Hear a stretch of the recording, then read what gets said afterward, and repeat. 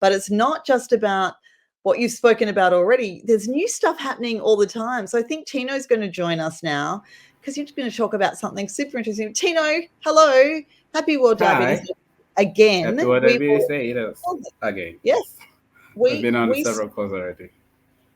we were talking something like, I don't know, 16 hours ago, I think was the first time we said hi to each other on World Diabetes Day. So it's been a big day for you as well. But Emma, talk to us about the latest thing from Life for a Child, about Changemaker. What is it? Who is it? Who's involved? Thanks.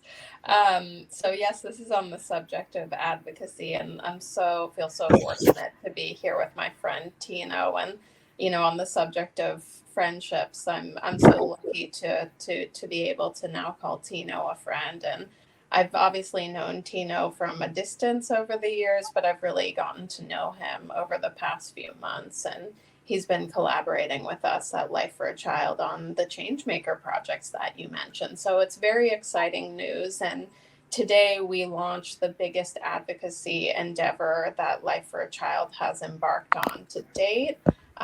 It's involved months of work coming to life today. And for me, both, orchestrating with the team at Life for a Child, the Changemaker projects, and I also will be mentoring a change maker myself, feels very much like closing a circle for me.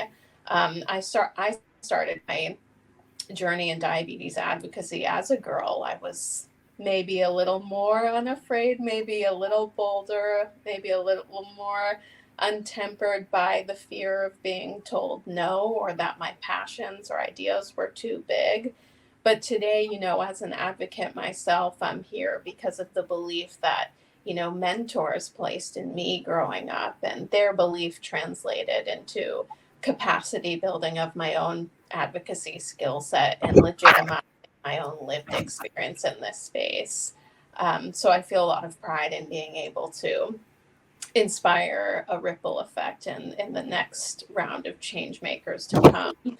So we launched an open call for applications for the Life for a Child Changemaker project, the project's in August. And our aim in this call for applications was to provide opportunities to build advocacy capacity for individuals impacted by type 1 diabetes in countries that Life for a Child support in Latin America and Africa.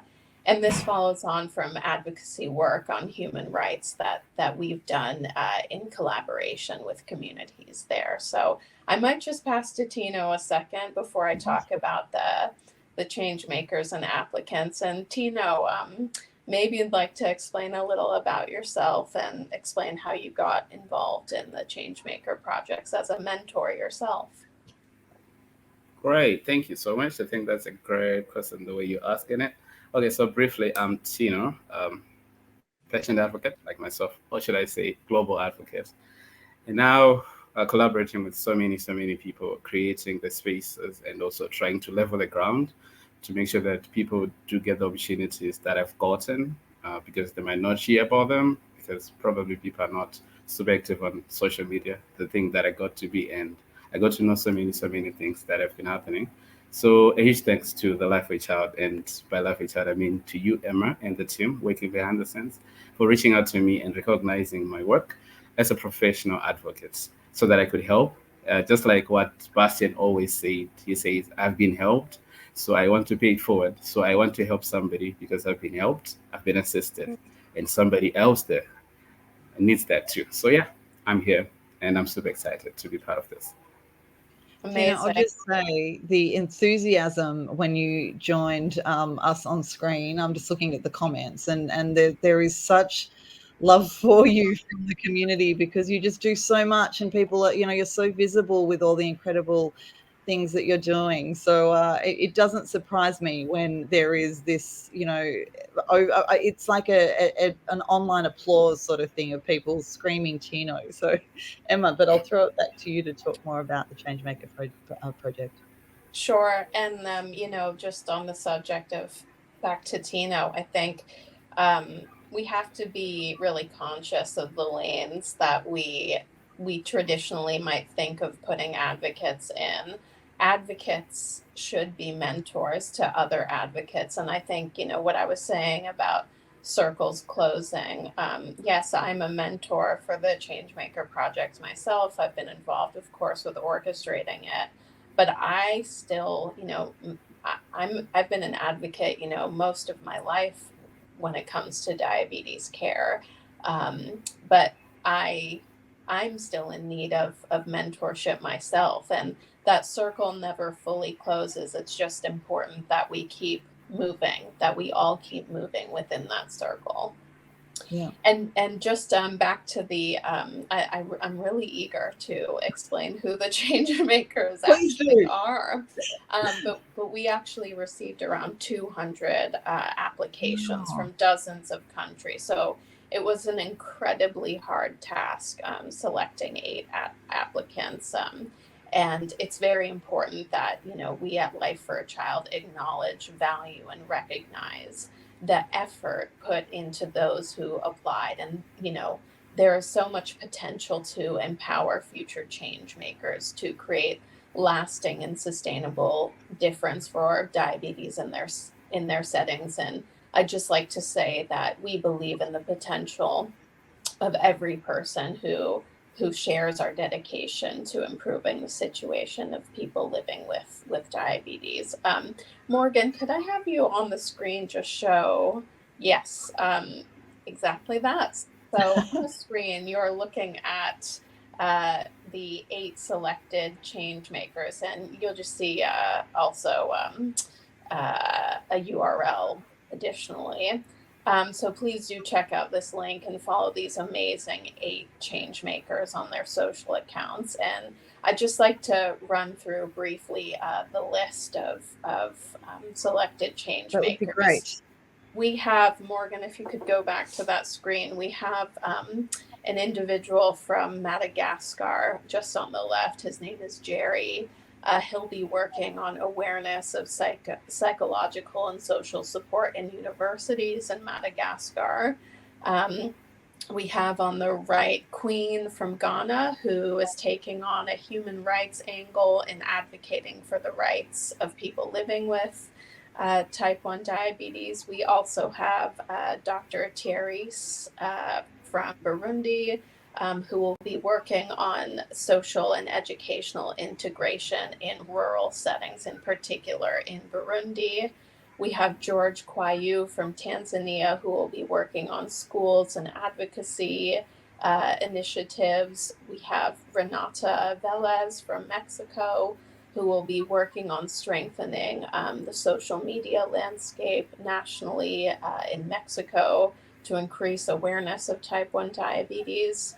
We have Luis Bert from Dominican Republic, who will be working on an incredible program of parent mentorship for recently diagnosed parents of children with type 1 diabetes. And really, each of these fantastic change makers have been matched with a mentor. And obviously, Tino is a mentor, and I know Mariana Gomez is on this call as well. We're also so fortunate and lucky and joyful to have Mariana joining as a mentor. But Tino will be matched with Dr. Peter Masindi, who is from Tanzania. And Peter grew up as the older brother of his sister who had type 1 diabetes. He's a recent graduate from the Muhimbili University Faculty of Medicine, and he's really passionate about bridging the gap between complex research and those who actually live with type 1 diabetes. So I'd love Tino to touch on why he's excited about mentoring Peter. I can just say I thought it was a match made in heaven for the both of them, as there's so much room for cross collaboration of advocates who have different skill sets, and we can all lift each other up in this way. So Tino, I know that you're yet to meet Peter, and so many things will develop and change, but Any words on why you particularly are excited for Peter's project? And I know you have spoken for quite some time now, but allow me to ask. Already, we know that like Life with Child has been doing amazing work, and they're still doing amazing work. But allow me to ask you, like, what was the motivation to start this initiative before I answer your question? So yeah, if you can do that, 30 seconds, please. I love the way that Tino wow. himself. He goes into interviewer mode, but that's a very good question. What were the motivations behind this? Love it. I think, you know, if I have 30 seconds to answer this, I think, you know, fundamentally at Life for a Child, we believe that change starts with people, and especially people affected by diabetes are often the best individuals to be at the forefront of change, given their natural skills in resilience and problem solving.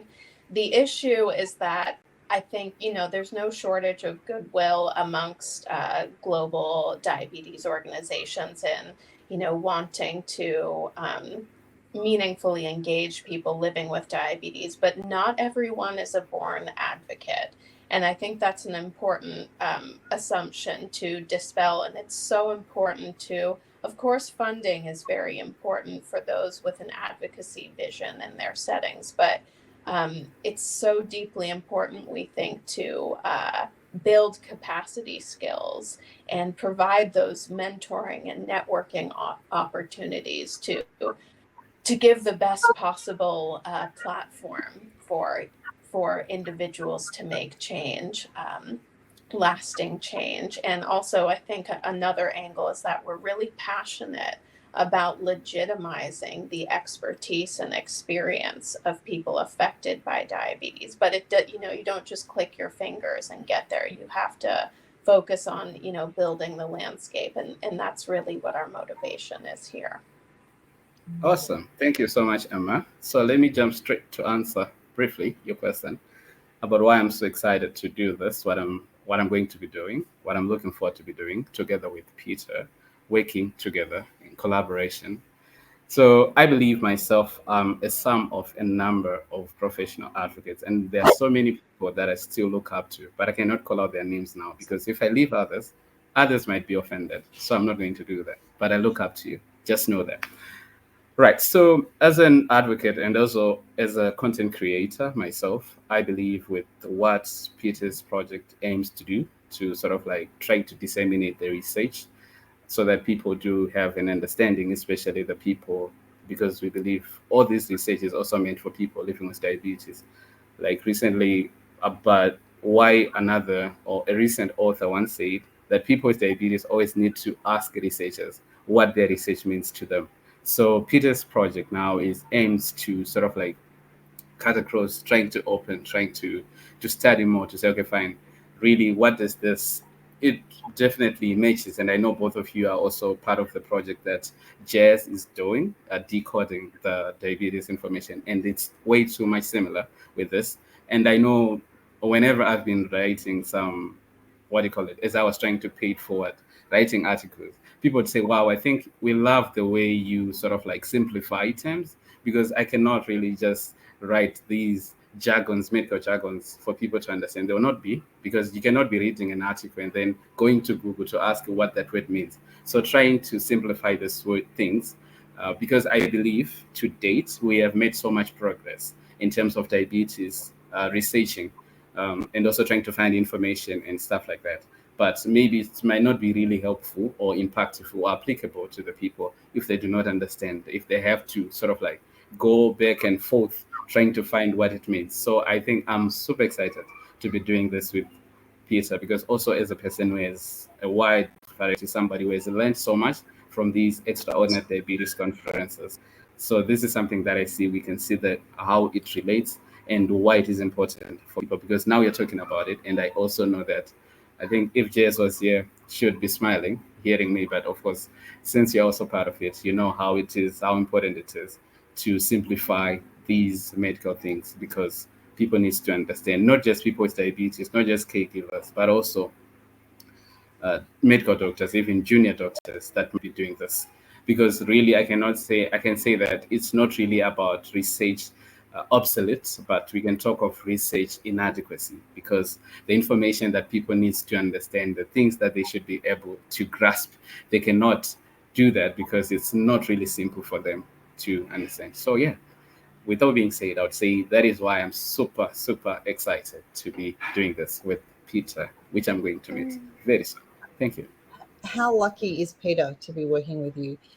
Emma and Tino, I'm really hoping that what we're going to see at future Doc Days is, a progress update on how the Changemaker project is going, about the Changemakers, hearing from them and hearing about their projects, because I have a feeling that there's going to be some absolutely amazing things happening there that we will want to hear about, and to be able to platform what they're doing. But have you got, Emma, I'll start with you. Have you got any last words? Because we're going to hold on to Tino. We've got other questions for him. But is there anything you'd like to add before we ask Tino about a different project? Just that,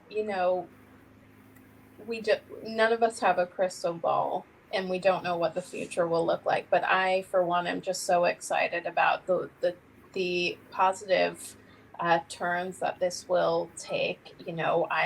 I'm hopeful that change makers themselves will come on Doc Days and explain themselves what they have been up to. And I think the potential for South-South collaborations is really exciting as well.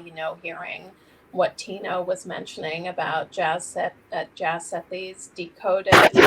Yeah. There's so many prospects for future collaboration, and I'm excited to see where it goes. And thank you, Tino, for strengthening this project, and thank you, dedoc, for giving us the platform to explain the impact of the Blue Balloon Challenge, how important that is to us organizationally, and for giving me the opportunity to talk about change makers and my own advocacy journey. So thank you for an excellent way to start World Diabetes Day for me. Thank you.